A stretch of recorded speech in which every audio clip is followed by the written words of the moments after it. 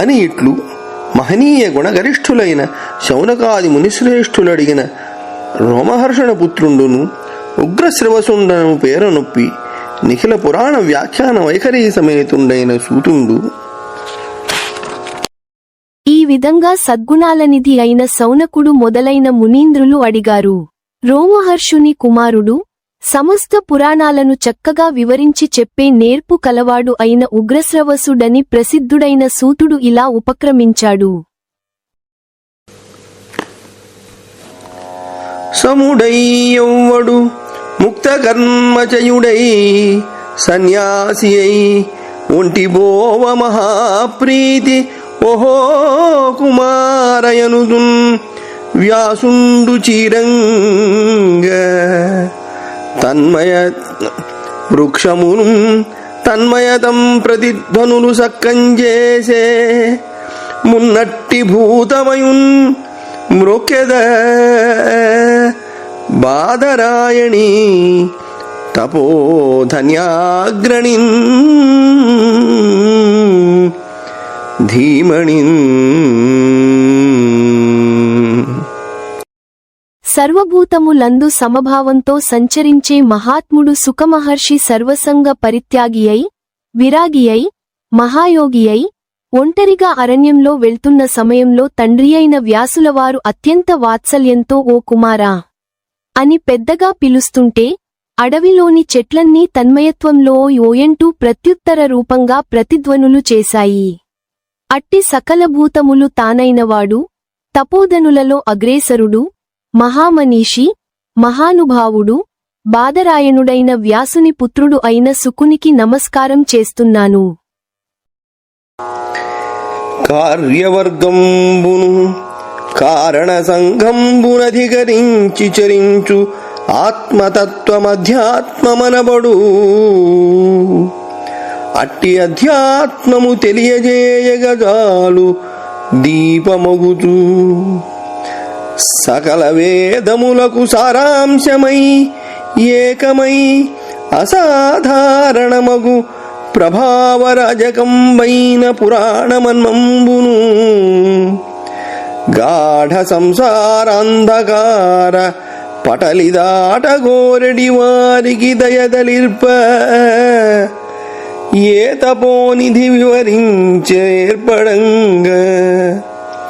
అట్టి శుకనామధేయ మహాత్మగేయు విమల విజ్ఞాన రమణీయు వేట్క కొలుతూ. కార్యకారణాలను వశీకరించుకొని అలరారే ఆత్మతత్వాన్ని పెద్దలు అధ్యాత్మికం అంటారు. అటువంటి అధ్యాత్మతత్వాన్ని సమగ్రంగా సాక్షాత్కరింపజేసేటట్టిది, సకల వేదాల సారభూతమైనట్టిది, అనన్యము, అసామాన్యము, మహాప్రభావ సంపన్నము, సమస్త పురాణ రహస్యము అయినట్టి మహాభాగవతాన్ని సంసారమనే గాఢాంధకార సమూహాన్ని తరించగోరే విపన్నులకు ఉపదేశించిన అపారకృపాపయోనిధి, తపోనిధి, విశేష వివేక విజ్ఞానాల పెన్నిధి, వేదవ్యాసుల పుత్రుడు, సుధీజనస్తుతిపాత్రుడు అయినట్టి శ్రీసుకులవారిని ఆసక్తితో ఆరాధిస్తున్నాను. నారాయణునకు నరునకు భారతికి మ్రొక్కి వ్యాసుపదములకు నమస్కారము చేసి వచింతు ఉదార గ్రంథంబు దళిత తను బంధంబు.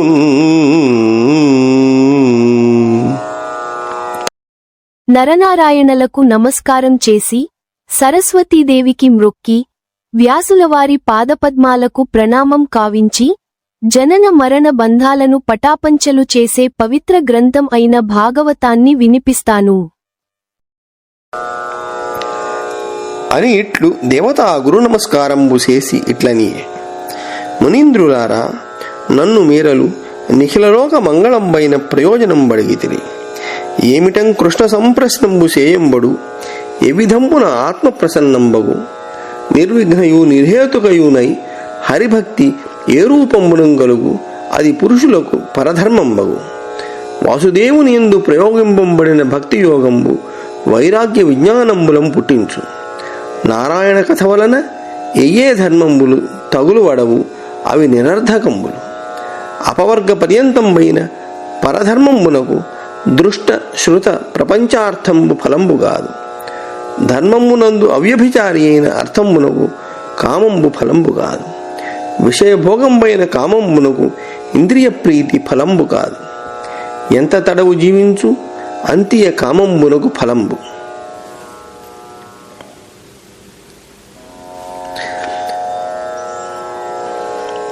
తత్వ జిజ్ఞాస గల జీవునకు కర్మంబుల చేత ఎయ్యది సుప్రసిద్ధంబు, అదియు అర్థంబు కాదు.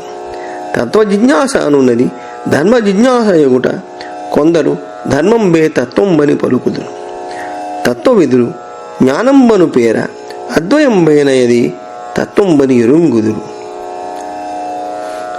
ఆ తత్వంబు ఔపనిషదుల చేత బ్రహ్మమనియు, హైరణ్య గర్భుల చేతం పరమాత్మయనియు, సాత్వతుల చేత భగవంతుండనియును పలుకంబడు.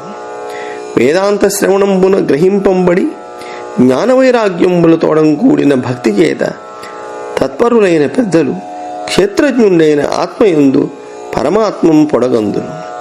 ధర్మంబునకు భక్తి ఫలంబు. పురుషులు వర్ణాశ్రమ ధర్మ భేదంబులంచేయు ధర్మంబునకు మాధవుండు సంతోషించటయే సిద్ధి. ఏకచిత్తంబున నిత్యంబును గోవిందు ఆకర్ణింపను వర్ణింపను తగు.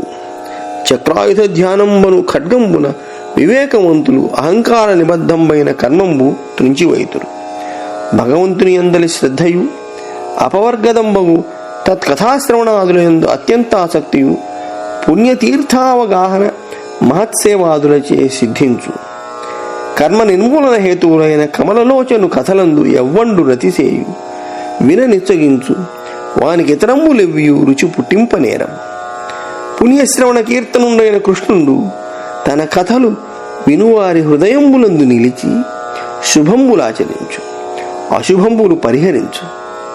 అశుభంబులు నష్టంబులైన భాగవత శాస్త్ర సేవా విశేషంబున నిశ్చల భక్తి సిద్ధించు. భక్తి గలుగా రజస్తమో గుణ ప్రభూతంబులైన కామలోభాదులకు వశంబుగాక చిత్తంబు సత్వగుణంబున ప్రసన్నంబగు. ప్రసన్న మనస్కుండైన ముక్త సంగుండైన ఈశ్వర తత్వజ్ఞానంబు సిద్ధించు. ఈశ్వరుండు గానంబడిన చిజ్జడగ్రథన రూపంబైన అహంకారంబు భిన్నంబైన అసంభావనాది రూపంబులకు సంశయంబులను విచ్ఛిన్నంబులగు. సంశయ విచ్ఛేదంబైన అనారబ్ధ ఫలంబులైన కర్మంబులు నిశ్శేషంబులై నశించుం కావున అని దేవతలకు గురువులకు ప్రణామాలు చేసి సూతుడు సౌనకాదులతో ఇలా చెప్పసాగాడు. మునీంద్రులారా, సమస్త విశ్వానికి శ్రేయోదాయకమైన పరమార్థాన్ని చెప్పమని నన్ను మీరడిగారు. దేనివల్ల నిర్విరామము నిర్వ్యాజము నైన హరిభక్తి ప్రాప్తిస్తుందో అదే మానవులకు పరమధర్మం అవుతుంది. గోవిందుని యందు సమర్పితమైన భక్తియోగం వలన వైరాగ్యము, ఆత్మజ్ఞానము లభిస్తాయి. ముకుందుని కథాసుదలకు దూరమైన ధర్మాలు సారహీనాలు. కైవల్యమే గమ్యస్థానమైన పరమధర్మానికి ఫలం. కనబడుతూ వినబడుతూ ఉన్న ఈ ప్రాపంచిక సుఖం కాదు. ధర్మాన్ని అతిక్రమించని అర్థానికి ఫలం కామం కాదు. విషయభోగరూపమైన కామానికి ఫలం ఇంద్రియ సంతుష్టి కాదు. జీవించి ఉన్నంత వరకే కామానికి ప్రయోజనం. తత్వవిచారం ఉన్నవాడికి నిత్య నైమిత్తిక కర్మల వల్ల లభించే స్వర్గాది సుఖాలు నిరర్థకాలు. తత్వవేత్తలైన వారు అద్వైత జ్ఞానమే తత్వమని తలుస్తారు. ఆ తత్వాన్ని ఔపనిషదులు బ్రహ్మం అంటారు. హైరణ్యగర్భులు పరమాత్మ అంటారు. సాత్వతులు భగవంతుడు అంటారు. ఉపనిషత్తుల శ్రవణంచేత సంప్రాప్తమై జ్ఞానంతోనూ వైరాగ్యంతోనూ కూడిన భక్తి యందు ఆసక్తులైన మహాత్ములు జీవాత్మ యందే పరమాత్మను దర్శిస్తారు. ధర్మానికి భక్తియే ఫలం. వర్ణాశ్రమ ధర్మాలను అనుష్ఠించే మానవ ధర్మానికి భగవంతుడు సంతోషించుటయే ప్రయోజనం. ఏకాగ్రమైన చిత్తంతో నిత్యము పురుషోత్తముని లీలలు ఆకర్ణించటం, అభివర్ణించటం అవశ్య కర్తవ్యం. వివేకంగల మానవులు హరిస్మరణమనే కరవాలంతో అహంకార పూరితమైన కర్మబంధాన్ని కోసివేస్తారు. ముకుందుని మీది శ్రద్ధ ముక్తిని ప్రసాదిస్తుంది. పుణ్యతీర్థాలను పుణ్యపురుషులను సేవించటం వల్లనే భగవంతుని కథలు వినాలనే ఉత్కంఠ ఉదయిస్తుంది. కర్మబంధాలను నిర్మూలించే కమలాక్షుని కథలను ఆసక్తితో ఆకర్ణించేవానికి మరేవీ రుచించవు. పుణ్యశ్రవణ కీర్తనుడైన పురుషోత్తముడు తన కథలు ఆలకించే భక్తుల అంతరంగాలలో నివసించి వారికి సర్వశుభాలు సమకూర్చి అశుభాలు పోగొట్టుతాడు. అశుభ పరిహారం వల్ల భాగవత సేవ లభిస్తుంది. భాగవత సేవ వల్ల అచంచల భక్తి ప్రాప్తిస్తుంది. భక్తి వల్ల రజస్తమోగుణాలతో చెలరేగిన కామలోభాదులకు లొంగక చిత్తం సత్వగుణాయత్తమై ప్రసన్నమవుతుంది. చిత్తం ప్రసన్నమైతే బంధాలు విడిపోతాయి. బంధరహితుడైన వానికి తత్వజ్ఞానం సిద్ధించి ఈశ్వరదర్శనం లభిస్తుంది. ఈశ్వరదర్శనం వల్ల అజ్ఞానరూపమైన అహంకారం దూరమవుతుంది. అహంకారం దూరం కాగానే సమస్త సంశయాలు పటాపంచలవుతాయి. సంశయాలు తొలగిపోగానే అశేషకర్మలు నిశ్శేషమై నశిస్తాయి. గురుమతులు తపసులంతఃకరణంబుల శుద్ధిసేయ ఘనతర భక్తిన్ హరియందు సమర్పింతురు పరమానందమున భిన్న భవబంధనులై. విజ్ఞాననిధులు తపోధనులు తమ అంతరంగాలను శుద్ధి చేసుకోవటం కోసం సంసారబంధాలను త్రోసిపుచ్చి అచంచలమైన అనురక్తితో కూడిన తమ భక్తినంతా పరమానందంతో భగవంతునికే సమర్పించుకుంటారు.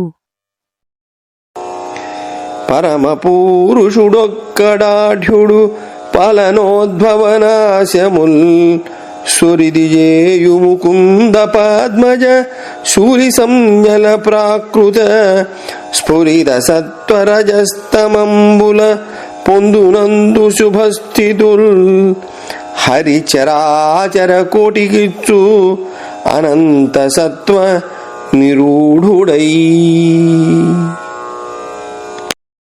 పరమపురుషుడు ఒక్కడే. ఆయనే ఈ అనంత విశ్వానికి అధీశ్వరుడు.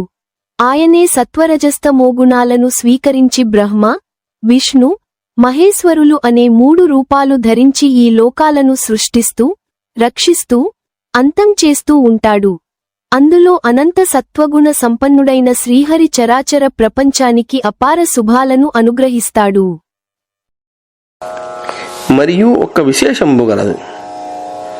కాష్టంబు కంటే ధూమంబు, ధూమంబు కంటే త్రయీమయంబైన వన్ని ఎట్లు విశేషంబగు అట్లు తమోగుణంబు కంటే రజోగుణంబు, రజోగుణంబు కంటే బ్రహ్మప్రకాశంబగు సత్వగుణంబు విశిష్టంబగు. తొల్లి మునులు సత్వమయుండని భగవంతు హరి అధోక్షజును కొలిచిరి. కొందరు సంసారమందరి మేలు కొరకు అన్యుల సేవింతురు. మోక్షార్థులైన వారలు ఘోరరూపులైన భూతపదుల విడిచి దేవతాంతర నింద చేయక శాంతులై నారాయణ కథలయందే ప్రవర్తింతురు.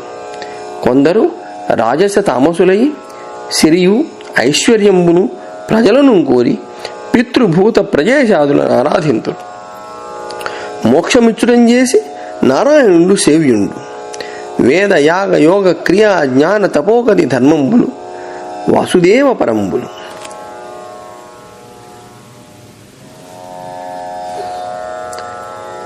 నిర్గుణుడైన పరమేశ్వరుడు కలుగుచూ లేకుండుచు త్రిగుణంబుల తోడం కూడిన తన మాయ చేత ఇంతయు సృజించి గుణవంతుని చందంబున నిజమాయా విలసితంబులైన గుణంబులలో ప్రవేశించి విజ్ఞాన విజృంభితుండై వెలుంగు. అగ్ని ఒక్కరుండయ్యు పెక్కుమునాకులందు తేజరిల్లుచు పెక్కండ్రయ్యు తోచు తెరంగున విశ్వాత్మకుండైన పురుషుండు ఒక్కండ తన వలనం కలిగిన నిఖిలభూతంబులందు అంతర్యామి రూపంబున దీపించు.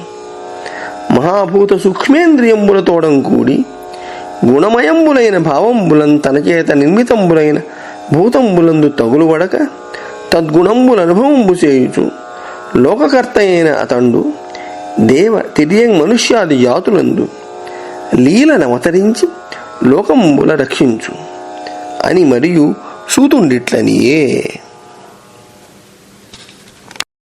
ఇక్కడ ఇంకొక విశేషం ఉంది. కట్టె కంటే పొగ విశిష్టమైనది. పొగ కంటే యజ్ఞసాధకమైన అగ్ని విశిష్టమైనది. అదేవిధంగా తమోగుణం కన్నా రజోగుణము, రజోగుణం కన్నా పరమాత్మను దర్శింపజేసే సత్వగుణము ఉత్తమమైనది. పూర్వం మహర్షులు భగవంతుని సత్వగుణ స్వరూపునిగా కొలిచారు. కొంతమంది సంసార సుఖాలను వాంఛించి ఇతరులను ఆరాధిస్తారు. మోక్షాన్ని కోరినవారు మాత్రం వికృతాకారులైన భూతపతులను వదలి శాంతభావులైన ఇతర దేవతలను నిందించకుండా శ్రీహరినే ఆశ్రయిస్తారు. మోక్షప్రదాత అయిన వాసుదేవుడే సేవింపదగ్గవాడు. వేదాలు, యాగాలు, యోగాలు, క్రియలు, జ్ఞానాలు, తపస్సులు, ధర్మాలు అన్నీ వాసుదేవుని స్వరూపాలే. త్రిగుణాతీతుడైన భగవంతుడు వ్యక్తావ్యక్త స్వరూపుడై త్రిగుణాత్మకమైన నిజమాయ వల్ల విశ్వమంతా సృష్టించి సత్వరజస్తమో గుణాలను అంగీకరించి గుణసహితునిలాగా విజ్ఞాన విశేషంతో విరాజిల్లుతాడు. ఒకే అగ్ని అనేక కట్టెలలో విరాజిల్లుతూ పెక్కు రూపాలుగా కన్నిస్తున్నట్లు విశ్వమయుడైన పరమాత్మ ఒక్కడే తాను సృజించిన ప్రాణులన్నింటి యందు అంతర్యామియై ప్రకాశిస్తుంటాడు. మనస్సు వంటి సూక్ష్మేంద్రియాలతో కూడినవాడై గుణాత్మకాలైన భావాల ద్వారా తాను సృష్టించిన ప్రాణులలో ఉండి కూడా త్రిగుణాలకు తగులుబడకుండా ఆయా గుణాలను అనుభవిస్తుంటాడు. లోకాలను సృష్టించిన ఆ పరమాత్మ దేవ మనుష్య పశుపక్ష్యాదులలో లీలావతారుడై జన్మించి లోక రక్షణం చేస్తుంటాడు అని చెప్పి సూతుడు మళ్ళీ ఇలా చెప్పసాగాడు. మహదహంకార తన్మాత్ర సంయుక్తుడై చారు షోడశ కళా సహితుడగుచు పంచమహాభూత భాసితుండై శుద్ధ సత్తుడై సర్వాతిశాయియగుచు చరణోరు భుజముఖ శ్రవణాక్షినాసాశిరములు నానా సహస్రములు వెలుగా అంబరకేయూరహార కుండల కిరీటాదులు పెక్కువేలమరుచుండ పురుష రూపంబు ధరించి పరుడనంతుడఖిల భువనైకవర్తన యత్నమమర మానితోదార జలరాశి మధ్యమునను యోగ నిద్రా విలాసి అయి ఒప్పుచుండు.